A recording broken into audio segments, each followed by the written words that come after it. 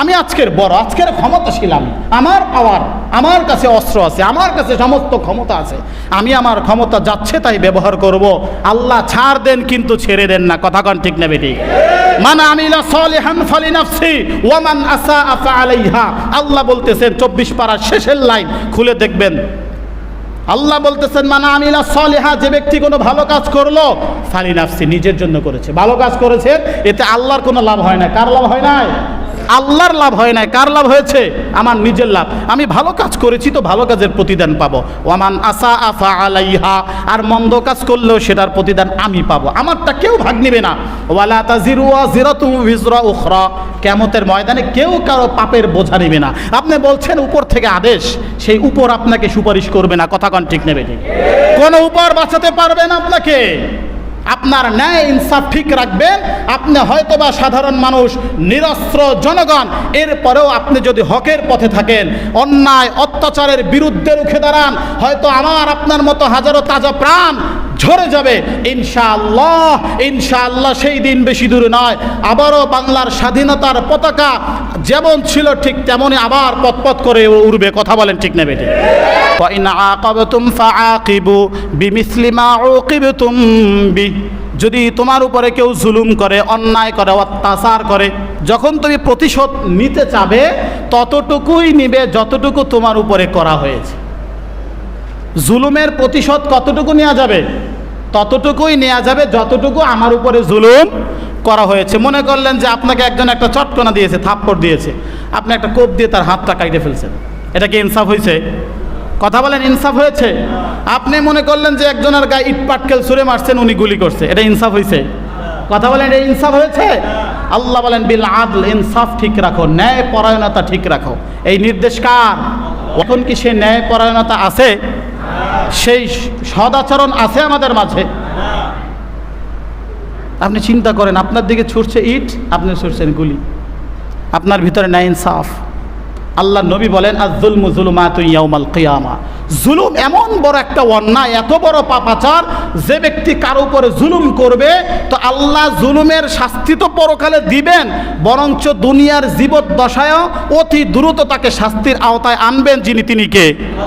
আল্লাহর আদালত থেকে বের হওয়ার, ঘুষ দিয়ে জামিনে আসার কোনো সুযোগ আছে?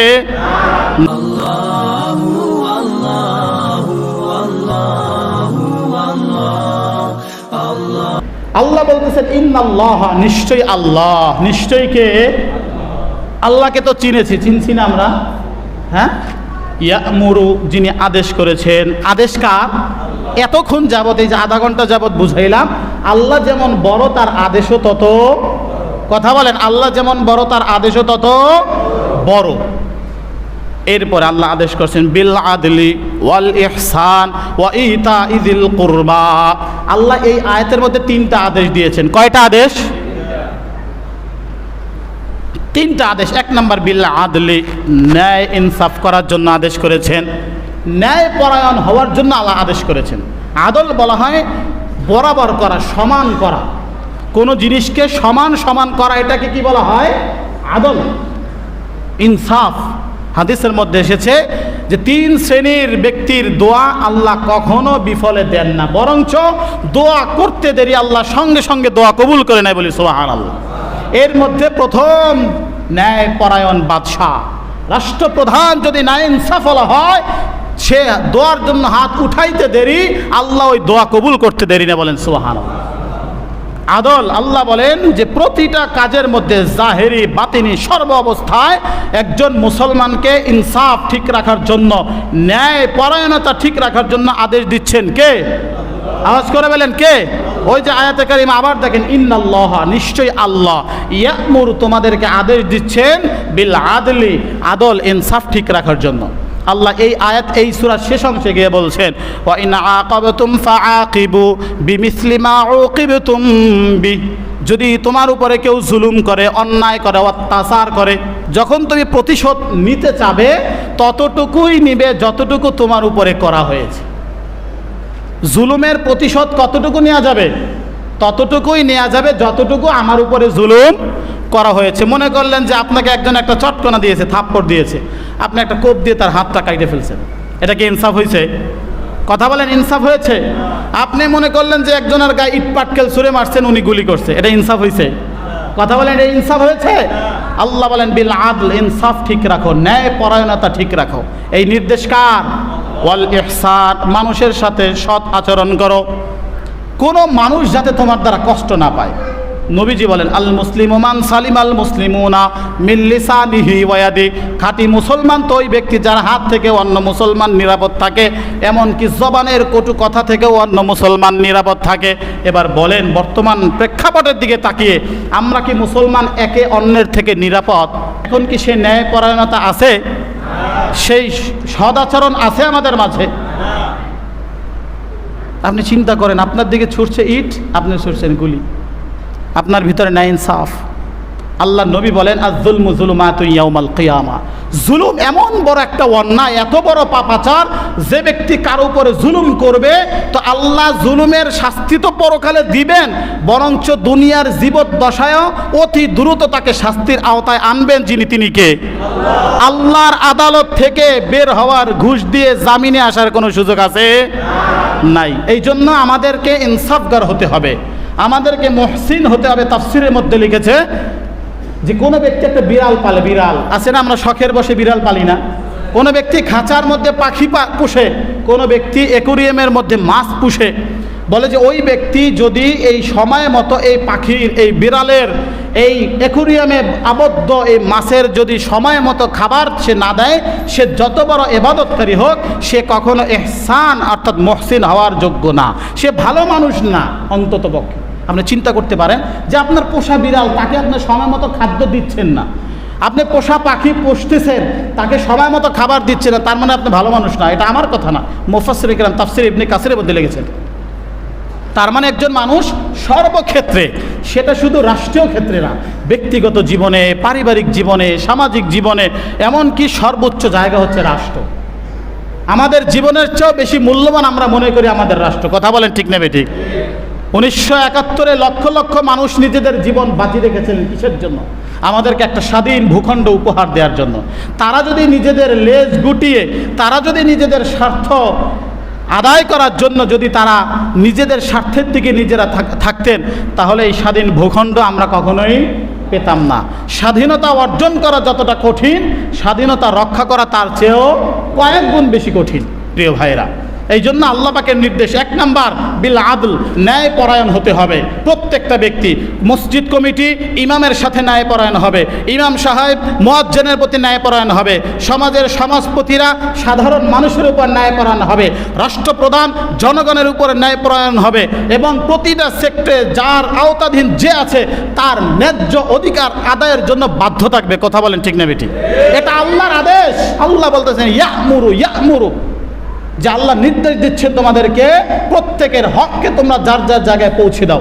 ন্যায্য অধিকার আদায়ের জন্য যদি কেউ তোমার কাছে আবেদন করে, নিজের জীবন ঝুঁকিতে পড়লেও তুমি তার ন্যায্য অধিকার আদায় করতে তুমি বাধ্য, কেননা তোমার রব তোমাকে আদেশ দিয়েছেন। কথা বলেন, ঠিক দেবে ঠিক? আল্লাহ পাক তৃতীয় স্তরে বলতেছেন ওয়াইতাইল কুরবা, আত্মীয়দের হক। আপনি চিন্তা করতে পারেন, আলাদা করে আবার বলতেছেন, প্রথমে আদল, এরপরে ইহসান, মানে ন্যায়পরায়ণতা এবং সদাচরণ, এর মধ্যেই তো সব চলে আসে। আবার আল্লাহ স্পষ্ট করে বলছেন ওয়াইতাইল কুরবা, আত্মীয়দের হক তুমি রক্ষা করো, আত্মীয়দের পাওনা বুঝিয়ে দাও। আত্মীয় অন্য আয়াতে আরও বিস্তারিত আছে, প্রতিবেশীর হক, স্ত্রীর হক, সন্তানের হক, প্রত্যেকের কাছেই প্রত্যেকের কিছু হক আছে না নাই? রাষ্ট্রের কাছে জনগণের অধিকার আছে না নাই? রাষ্ট্রপ্রধানের কাছে জনগণের চাওয়ার মতো অধিকার আছে না নাই? জনগণের কাছে রাষ্ট্র পাওয়ার মতো অধিকার আছে না নাই?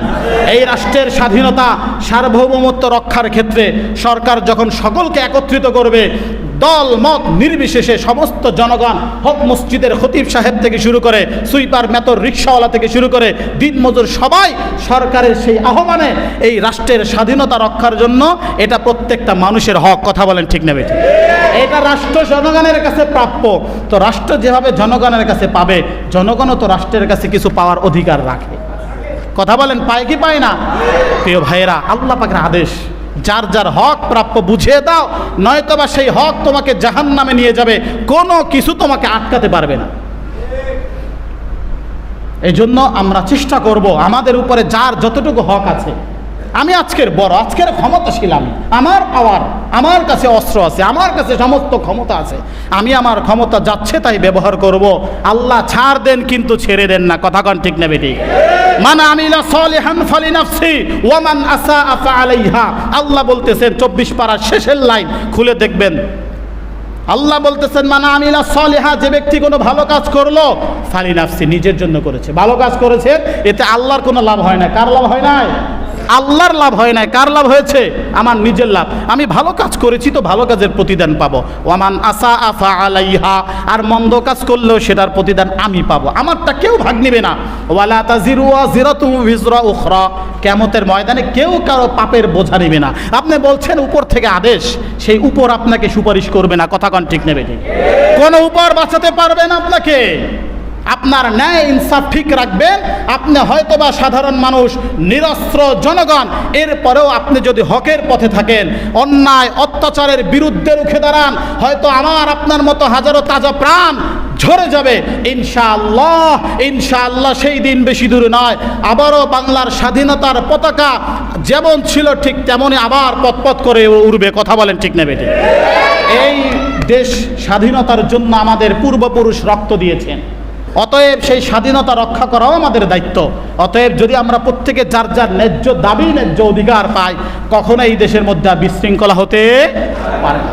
প্রিয় ভাইয়েরা, দুই হাত জোর করে বলছি, আজকের ক্ষমতা যার হাতেই থাক, যেভাবে ক্ষমতা প্রয়োগ করেন, একটু থামুন, একটু থামুন। আপনি চিন্তা করেন, আপনার সন্তানের পায়ে একটু আঘাত লাগলে আপনার কলিজা ছিঁড়ে যায়, সেখানে আরেকজন মায়ের বুক যদি আপনি খালি করেন, আরেকজন মায়ের বুকে যদি গুলি চালান, দুনিয়ার শাস্তি এতটুকুই, বুকের মধ্যে ঢুকেছে, সে ধপাস করে পড়ে গিয়েছে, প্রাণবায়ু উড়ে চলে গিয়েছে, শেষ, তার সাথে রফা দফা শেষ।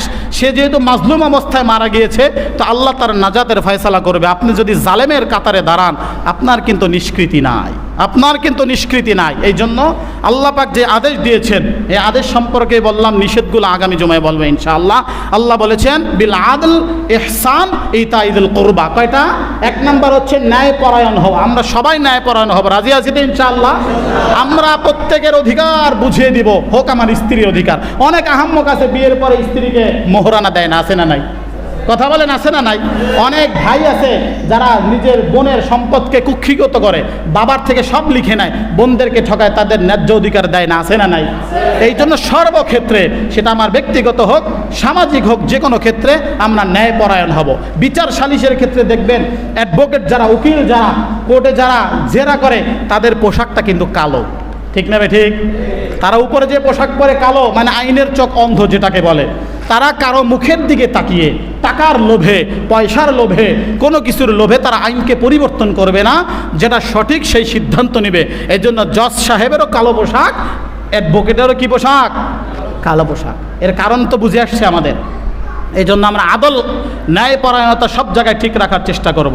2 নাম্বার ইহসান, সৎকর্মশীল হব, আমার দ্বারা কোনো একটা পিঁপড়া পর্যন্ত যেন ক্ষতিগ্রস্ত না হয়। 3 নাম্বার, আমরা আমাদের প্রত্যেকের আত্মীয় স্বজন, প্রতিবেশী, আমাদের জনগণ, আমাদের সমাজের প্রতিটা শ্রেণী পেশার মানুষের যার যার ন্যায্য অধিকার আমরা বুঝিয়ে দিব।